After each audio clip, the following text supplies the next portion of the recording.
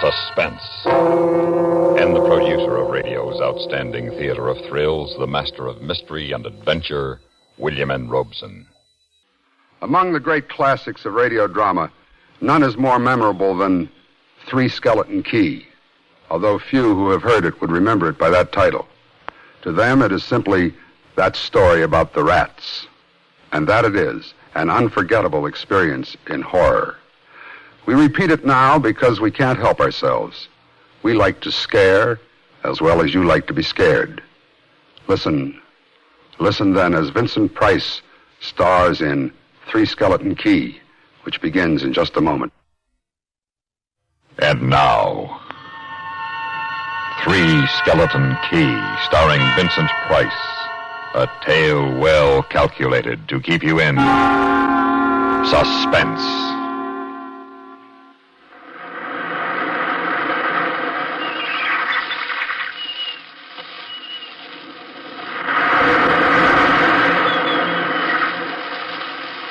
Try and picture this place.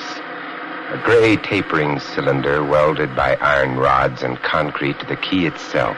A bare black rock 150 feet long, maybe 40 wide. That's at low tide. At high tide, just the light rising 110 feet straight up out of the ocean. And all about it, the churning water, gray-green, scum-dappled, warm as soup, and swarming with gigantic bat-like devilfish, great violet schools of Portuguese man-o'-war, and, yes, sharks, the big ones, 15-footers. And as if this wasn't enough, there was a hot, dank, rotten-smelling wind that came at us day and night off the jungle swamps of the mainland. A wind that smelled like death. Set in the base of the light is a watertight bronze door. And in you go, and up, round and round. Over the light storeroom is the food storeroom, and over the food storeroom is the bunk room, where the three of us slept. And over the bunk room is the living and cooking room, and over the living and cooking room is the light.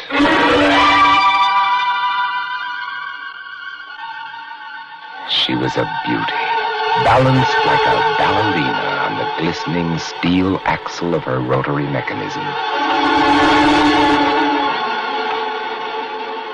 My companions in the light were an odd and opposite pair.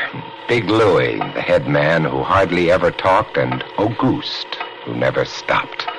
But it wasn't a bad life, especially at night when the others were snoring in their sacks 2 levels down. Usually there was nothing to see across the starlit water, for most ships knew better than to come close to Three Skeleton Key. But one night, gazing out across the phosphorescent combers, I noticed something show for a second in the revolving light. Something far off. A three-master. A big one. About half a mile off and coming down out of the north-northwest, coming straight for us. I went over to the gallery door and yelled, "Louis! Louis! What is it? Ship headed for the reef!" Right out. I had the glasses out now. I couldn't read her name, but I could see her quite plainly. All sails set, the foam creaming away under her bow, her beautiful lines, but why didn't she turn? Every time our light turned, it hit her with the glare of day. A ship? Where? Northwest. The light will touch her in a moment. Oh, can't they see? Look at her. She just keeps coming on. Oh, the squareheads. What is it? Watch northwest, August. Huh? Ah, I know what it is. The Dutchman. The Flying Dutchman. She is derelict. That's it. Derelict? Abandoned. Crew left her for some reason or other, but instead of sinking, she's gone on, running before every wind. She'll not run long. Not with these reefs to break her up. Beautiful ship. Now, why would men leave a beautiful ship like that? Impossible. Absolutely impossible. What? Here, take my glasses. They're stronger than yours. All right. What is it you... Rose in my throat. The decks were swarming with a dark brown carpet that looked like a gigantic fungus, but undulating, and on the masts and yards were hundreds, no, thousands, no, I don't know, an inestimable number of tremendous rats.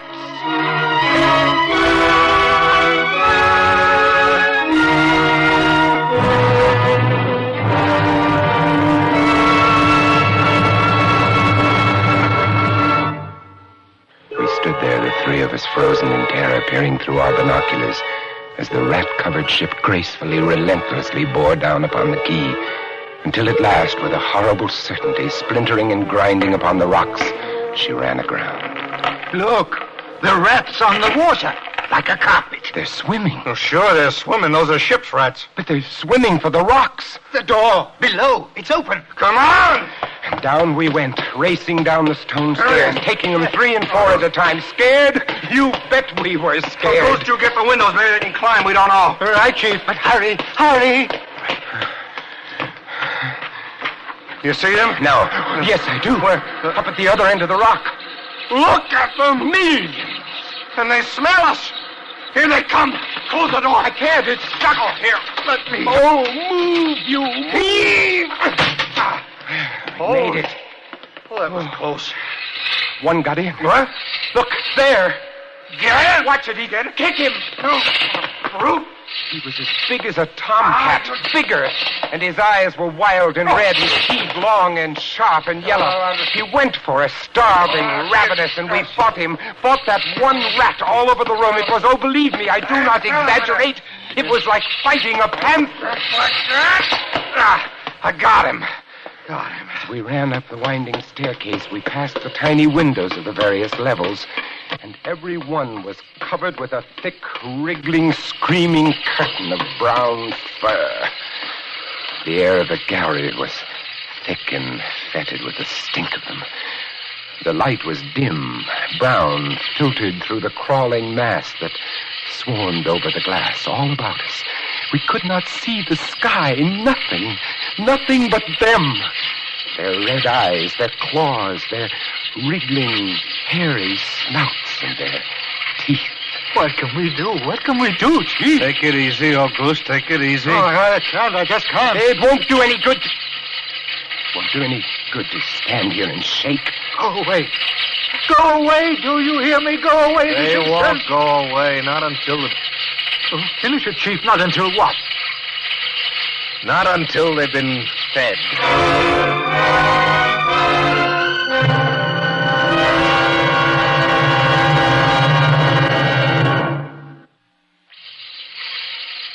All day long, we sat there in silent horror, watching the writhing mass trying to reach us through the glass, and then at last it began to get dark. One side of the room was lit a soft, filtered red. Sunset through the rats. Very pretty. I set the wicks, checked my fuel, and then lit the lamp. It caught them, lit them in their gigantic, wriggling web of pale, hairless bellies, twitching red tails, bright eyes. And then I started the rotary motor.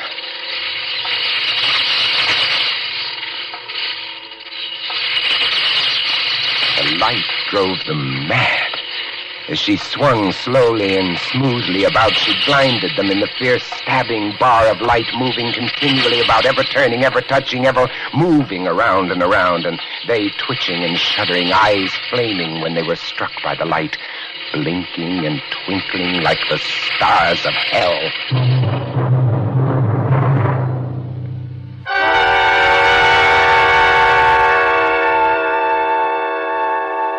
Make the most of any situation to endure it. And we found a way to entertain ourselves by teasing the rats. Sounds crazy, horrible? It was fun. We would get right up against the glass and make faces at them. It drove them crazy. They would scratch away, trying to get at our eyes. Louis was even cuter about it. He'd pull a piece of bread out of his pocket and press it against the glass. The rats would scramble into a solid ball, biting each other, clustering like grapes. From time to time, a whole lot of them would slip and fall the 110 feet to the surf below. Look at the sharks. They're eating them. The sharks are our friends. Oh, here, I'll get another bunch together. Here, little beauties. Yeah, that's it. Pile up. kill each other. There they go. Auguste joined in, too. Very ingenious, Auguste. He learned that if he spread-eagled himself against the glass, they'd bunch and bundle against his figure. Then he'd leap back. Look! My portrait in rats!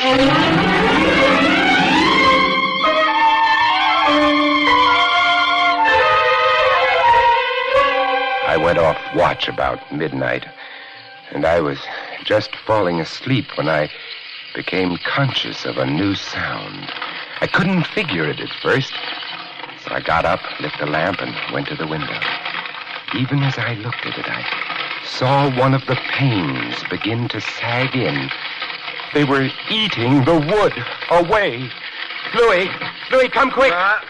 They found a way in. I held the glass with my hand. And now they were all going crazy, and assured of the success of this maneuver, they were nibbling away at the frame. Louis ran below and then returned with a large sheet of tin. We spread it against the window and hammered it into place. Even as we did so, we felt the heavy bodies thudding against the other side as the window gave way. That ought to hold. Yeah. If it doesn't, we're done for. Rats can't eat tin. No. What was that? I don't know. Well, that came from below. The storeroom window. They're in. They're swarming up the stairs. Drop the trap door. Right. Two of them got in. Huh? Go after them. We didn't have to go after them. They came at us. I leaped to one side and grabbed a marlin spike, swung and smashed one in midair. No! I whirled to see Louis with the other. It had ripped his hand open, and the blood was pouring all over the place. He held his hand aloft and kicked at the snarl trap. I stepped ready, swung, and got it. My hand. He got my hand. That's both of them, Louis. I'll get you something to tie that up. Bleeding. Look at it. It's my blood. I'm bleeding. Don't worry about it, Louis. Now, look. I'll wind this kerchief about it. It'll be okay. There. Now, it's not bad, just the flesh. Then I became conscious of a new sound. They were gnawing their way through the wooden trapdoor. I watched the planks, fascinated, and even as I did, it began to give way. A bristling, whiskery snout showed through. The gallery. The trapdoor in the gallery. It's steel. Good. Come on.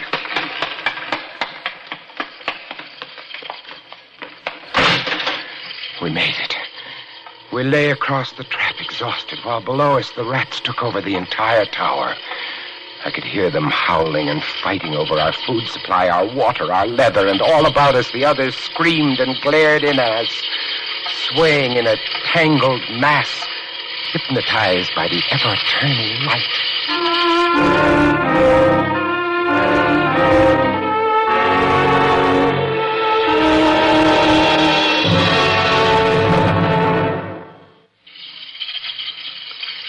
By morning, the air in the little room was horrible. Until now, we'd been getting air from the tower below. Now that was sealed off. And so was all our food and water. We lay exhausted, panting, waiting, and the hours crawled on. I was almost dozing from fatigue when I heard something that brought me to my feet.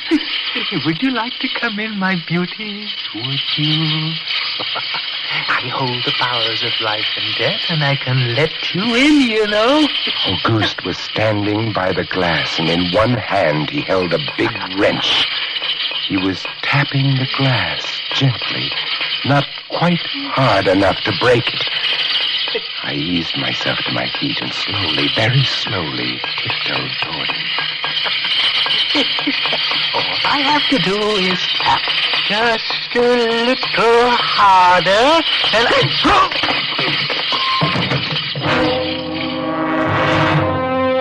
So there I was, a lunatic and a coward for company, and all about watching our little drama, the rats. The following day we lay, thirst-tormented, starving, waiting, and the following night I again tended the light. But the small supply of spare wicking we kept in the gallery had become exhausted, and quite suddenly at about midnight, the light went out. There was nothing I could do. Wicks were stored 3 levels below. Nothing I could do, nothing. From time to time, I'd strike a match to see the clock. And when I did, it lit up the million red eyes about us. All about us, watching, waiting. Below it had grown quiet. They'd cleaned us out, and now they, too, were waiting. All waiting. And then the rats, quite suddenly, were silent. And then I heard it. And then I saw the sky and the stars. The rats were gone. I went to the glass. Out there on the water, a small freighter, a banana boat, came softly and innocently at us. The light was out.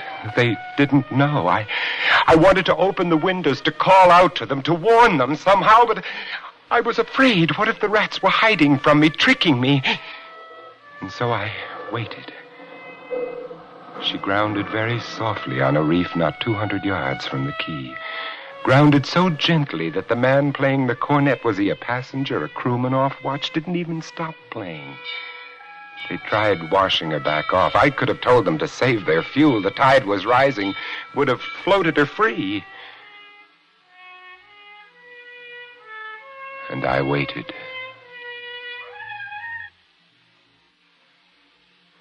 That's all. That's the story. The sun came up and there wasn't a rat on the whole quay. Every last one of that terrible army had deserted us, gone back to sea on their new ship. Auguste? Insane asylum, he never recovered. And Louis, they took him into Cayenne, where he died of blood poisoning from his bite. Life on Three Skeleton Key isn't bad these days, but sometimes when I see a strange vessel approaching, I get a little nervous. Can you blame me? Somewhere on the seas, there's a little banana boat without a crew. That is, without a human crew.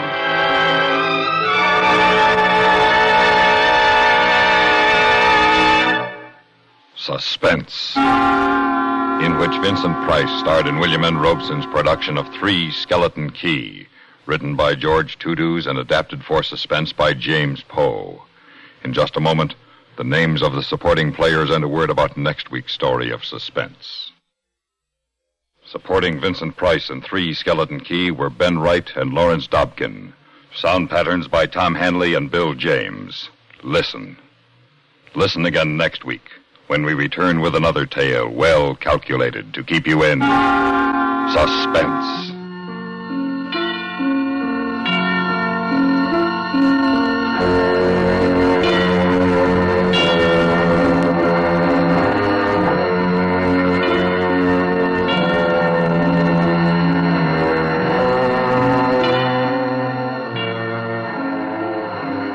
America listens most to the CBS Radio Network.